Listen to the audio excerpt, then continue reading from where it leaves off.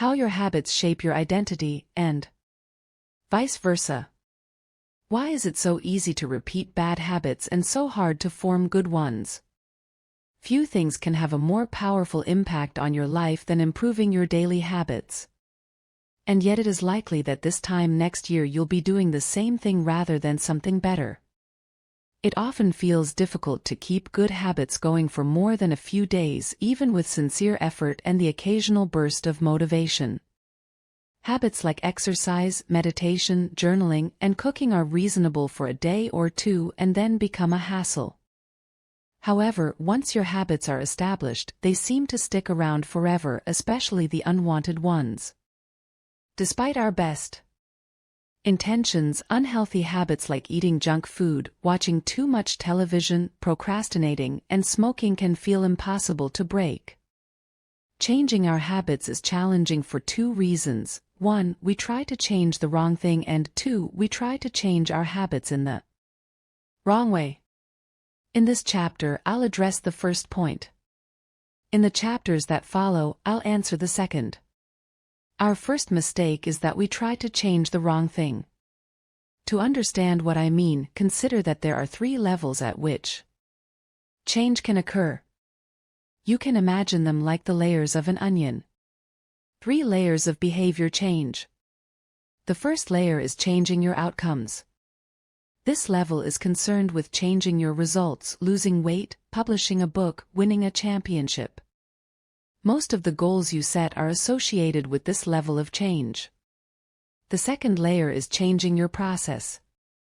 This level is concerned with changing your habits and systems, implementing a new routine at the gym, decluttering your desk for better workflow, developing a meditation practice. Most of the habits you build are associated with this level. The third and deepest layer is changing your identity. This level is concerned with changing your beliefs, your worldview, your self-image, your judgments about yourself and others. Most of the beliefs, assumptions, and biases you hold are associated with this level. Outcomes are about what you get. Processes are about what you do. Identity is about what you believe. When it comes to building habits that last, when it comes to building a system of 1% improvements, the problem is not that one level is better or worse than another. All levels of change are useful in their own way. The problem is the direction of change. Many people begin the process of changing their habits by focusing on what they want to achieve. This leads us to outcome-based habits. The alternative is to build identity-based habits. With this approach, we start by focusing on who we wish to become. Imagine 2 people resisting a cigarette. When offered a smoke, the first person says, "No thanks. I'm trying to quit." It sounds like a reasonable response, but this person still believes they are a smoker who is trying to be something else. They are hoping their behavior will change while carrying around the same beliefs. The second person declines by saying, "No thanks. I'm not a smoker." It's a small difference, but this statement signals a shift in identity. Smoking was part of their former life, not their current one. They no longer identify as someone who smokes. Most people don't even consider identity change when they set out to improve. They just think, "I want to be skinny," outcome, "and if I stick to this diet, then I'll be skinny," process. They set goals and determine the actions they should take to achieve those goals without considering the beliefs that drive their actions. They never shift the way they look at themselves, and they don't realize that their old identity can sabotage their new plans for change. Behind every system of actions are a system of beliefs. The system of a democracy is founded on beliefs like freedom, majority rule, and social equality. The system of a dictatorship has a very different set of beliefs like absolute authority and strict obedience. You can imagine many ways to try to get more people to vote in a democracy, but such behavior change would never get off the ground in a dictatorship. That's not the identity of the system. Voting is a behavior that is impossible under a certain set of beliefs.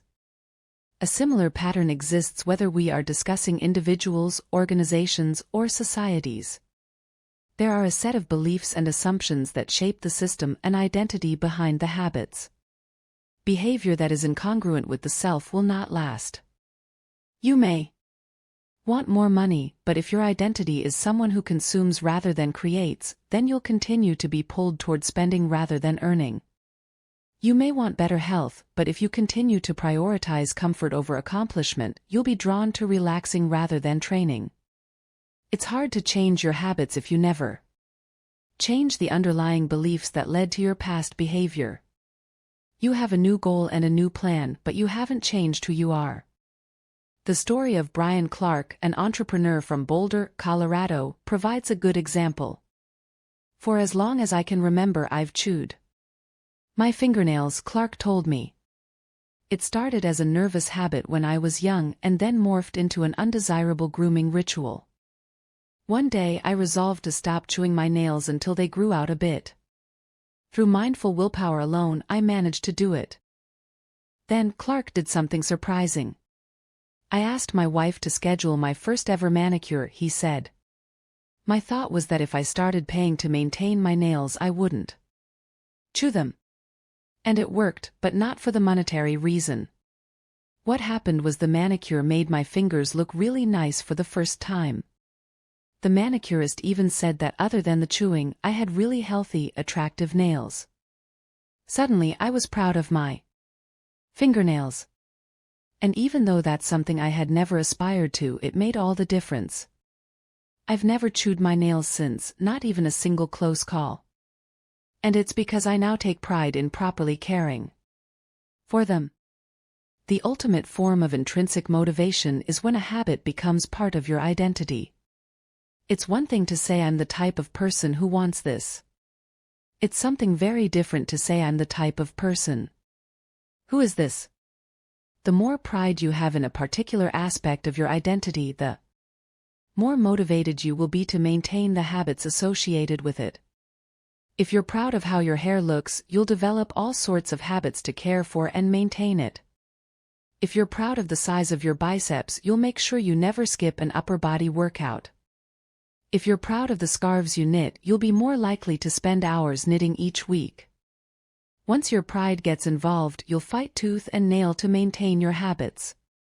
True behavior change is identity change. You might start a habit because of motivation, but the only reason you'll stick with one is that it becomes part of your identity.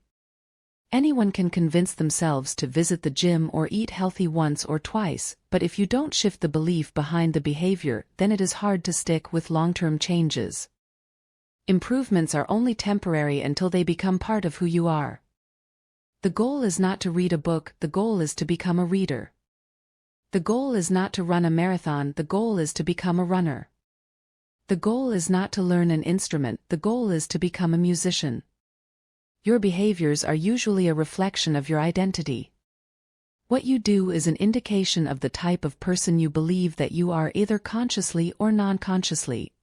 Research has shown that once a person believes in a particular aspect of their identity, they are more likely to act in alignment with that belief. For example, people who identified as being a voter were more likely to vote than those who simply claimed voting was an action they wanted to perform. Similarly, the person who incorporates exercise into their identity doesn't have to convince themselves to train. Doing the right thing is easy. After all, when your behavior and your identity are fully aligned, you are no longer pursuing behavior change. You are simply acting like the type of person you already believe yourself to be. Like all aspects of habit formation, this, too, is a double-edged sword. When working for you, identity change can be a powerful force for self-improvement. When working against you, though, identity change can be a curse. Once you have adopted an identity, it can be easy to let your allegiance to it impact your ability to change. Many people walk through life in a cognitive slumber, blindly following the norms attached to their identity. I'm terrible with directions. I'm not a morning person. I'm bad at remembering people's names. I'm always late. I'm not good with technology. I'm horrible at math. And 1,000 other variations.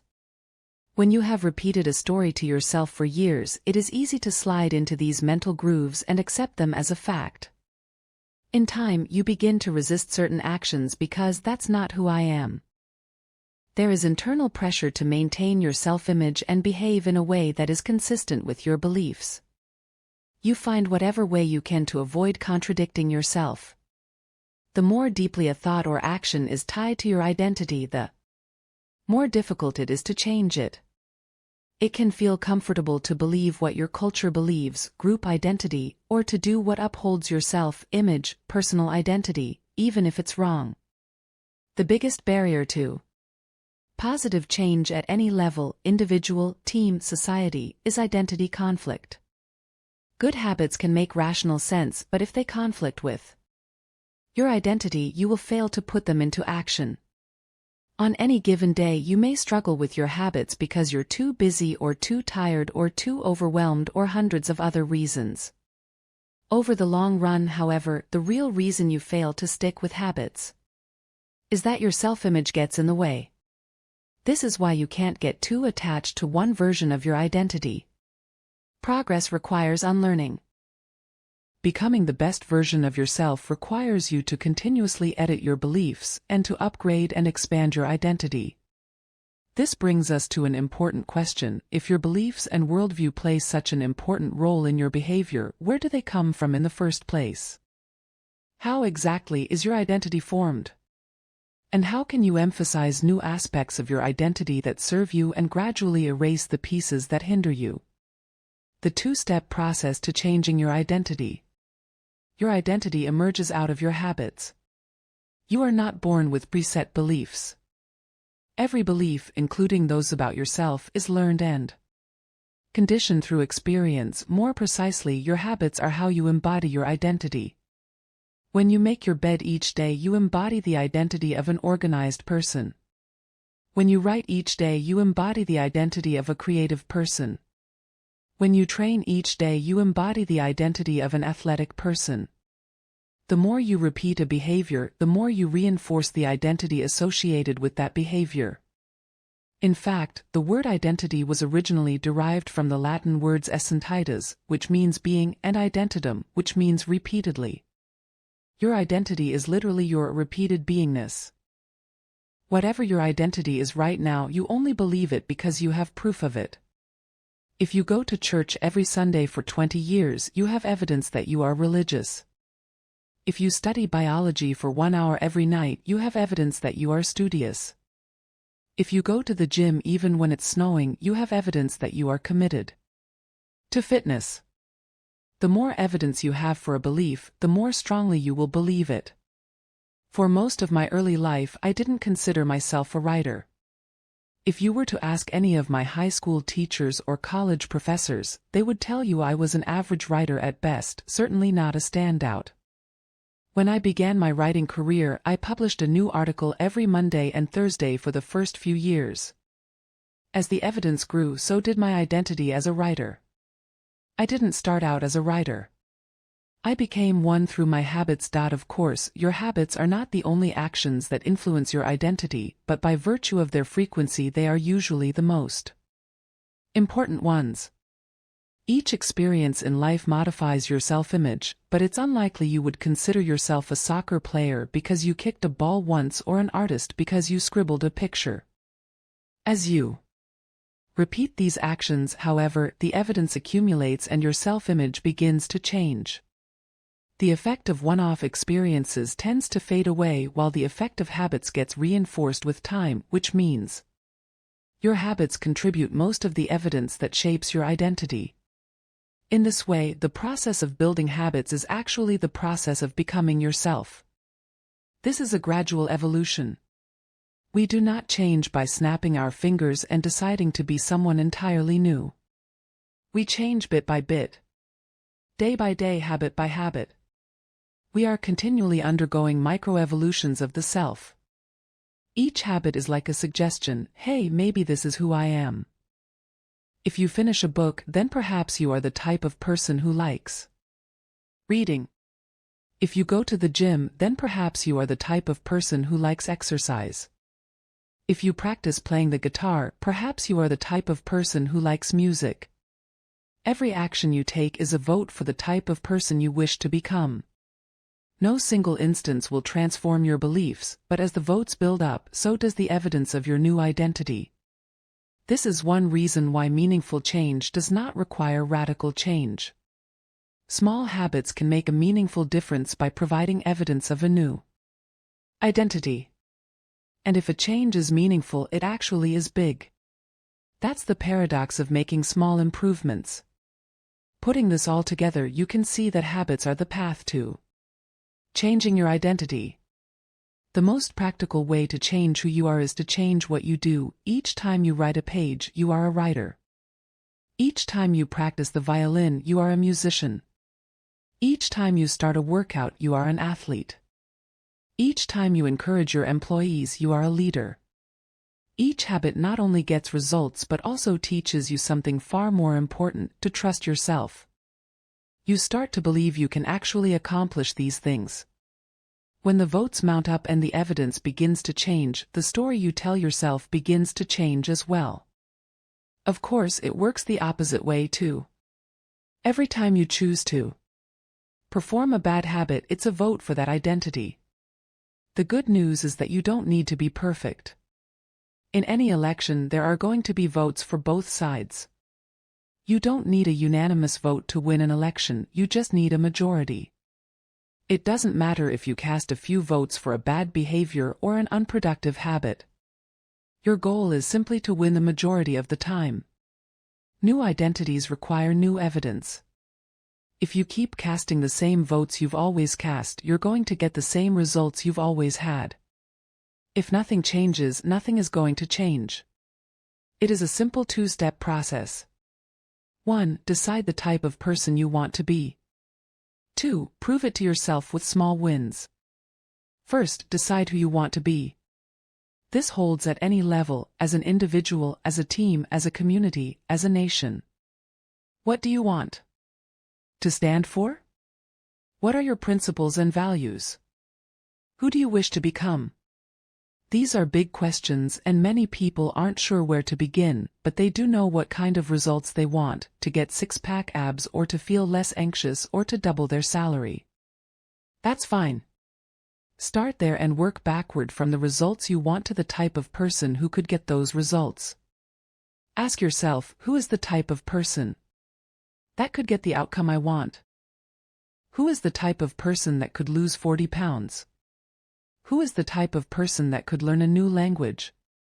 Who is the type of person that could run a successful startup? For example, who is the type of person who could write a book? It's probably someone who is consistent and reliable. Now your focus shifts from writing a book, outcome-based, to being the type of person who is consistent and reliable, identity-based. This process can lead to beliefs like, I'm the kind of teacher who stands up for her students. I'm the kind of doctor who gives each patient the time and empathy they need. I'm the kind of manager who advocates for her employees. Once you have a handle on the type of person you want to be, you can begin taking small steps to reinforce your desired identity. I have a friend who lost over 100 pounds by asking herself, what would a healthy person do? All day long, she would use this question as a guide. Would a healthy person walk or take a cab? Would a healthy person order a burrito or a salad? She figured if she acted like a healthy person long enough, eventually she would become that person. She was right. The concept of identity-based habits is our first introduction to another key theme in this book: feedback loops. Your habits shape your identity, and your identity shapes your habits. It's a two-way street. The formation of all habits is a feedback loop, a concept we will explore in depth in the next chapter, but it's important to let your values, principles, and identity drive the loop rather than your results. The focus should always be on becoming that type of person, not getting a particular outcome. The real reason habits matter. Identity change is the North Star of habit change. The remainder of this book will provide you with step-by-step instructions on how to build better habits in yourself, your family, your team, your company, and anywhere else you wish. But the true question is, are you becoming the type of person you want to become? The first step is not what or how but who. You need to know who you want to be. Otherwise, your quest for change is like a boat without a rudder. And that's why we are starting here. You have the power to change your beliefs about yourself. Your identity is not set in stone. You have a choice in every moment. You can choose the identity you want to reinforce today with the habits you choose today. And this brings us to the deeper purpose of this book and the real reason habits matter. Building better habits isn't about littering your day with life hacks. It's not about flossing one tooth each night or taking a cold shower each morning or wearing the same outfit each day. It's not about achieving external measures of success like earning more money, losing weight, or reducing stress. Habits can help you achieve all of these things, but fundamentally they are not about having something. They are about becoming someone. Ultimately, your habits matter because they help you become the type of person you wish to be. They are the channel through which you develop your deepest beliefs about yourself. Quite literally, you become your habits. Chapter Summary. There are 3 levels of change: outcome change, process change, and identity change.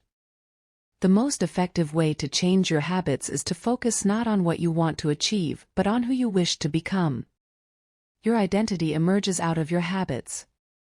Every action is a vote for the type of person you wish to become. Becoming the best version of yourself requires you to continuously edit your beliefs and to upgrade and expand your identity. The real reason habits matter is not because they can get you better results, although they can do that, but because they can change your beliefs about yourself.